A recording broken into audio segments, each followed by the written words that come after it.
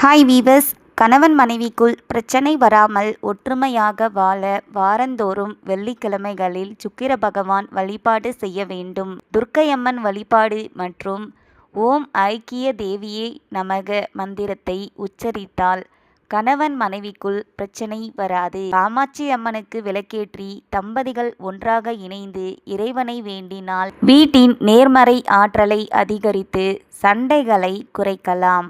ஒவ்வொரு வெள்ளிக்கிழமையும் புதிய மண் அகல் விளக்கில் நெய் ஊற்றி சிறிது கற்கண்டு சேர்த்து சுக்கிர பகவான் வழிபாடு செய்தால் பிரச்சனைகள் குறையும். ஓம் ஐக்கிய தேவியை நமக என்ற மந்திரத்தை உச்சரித்தால் கணவன் மனைவி ஒற்றுமையாக இருக்கலாம்.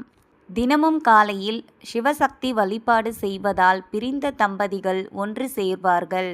வெள்ளிக்கிழமைகளில் துர்க்கையம்மனுக்கு தீபம் ஏற்றி செவ்வரளி பூக்களை சமர்ப்பித்து பாயாசம் நெய்வேத்தியம் படைத்து வணங்கினால் கணவன் மனைவிக்குள் இருக்கும் கருத்து வேறுபாடுகள் நீங்கும்.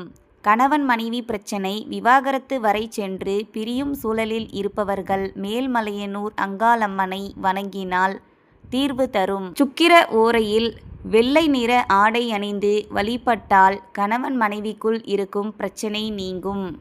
படுக்கை அறையில் கண்ணாடி இருப்பதை தவிர்க்க வேண்டும். நீண்ட நாட்களாக தீராத குடும்ப பிரச்சனைகளுக்கு மோகினி வித்யா விரத பூஜை வழிபாட்டை நாம் மேற்கொள்ளலாம்.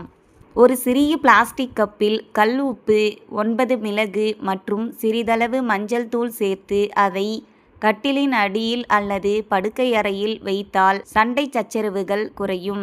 வெள்ளிக்கிழமைகளில் தம்பதியாக மகாலட்சுமி மற்றும் விஷ்ணுவை வழிபட்டால் வீட்டில் மகிழ்ச்சியை நிலைநிறுத்தலாம். குலதெய்வத்தை தொடர்ந்து வழிபடுவது குடும்பத்தில் உள்ள கருத்து வேறுபாடுகளை நீக்கும். தவறான புரிதல்கள் ஏற்படும் போது ஒருவர் கோபமாக இருந்தால் மற்றொருவர் அமைதியாக இருந்து பின்னர் அன்பாக பேசி தீர்வு காண வேண்டும். ஒரு செம்பு தட்டில் 2 கிராம்பு மற்றும் 2 கற்பூரம் வைத்து அதை ஏற்றாமல் வீட்டின் அனைத்து இடங்களிலும் காண்பிப்பது சண்டை சச்சரவுகளை குறைக்கும்.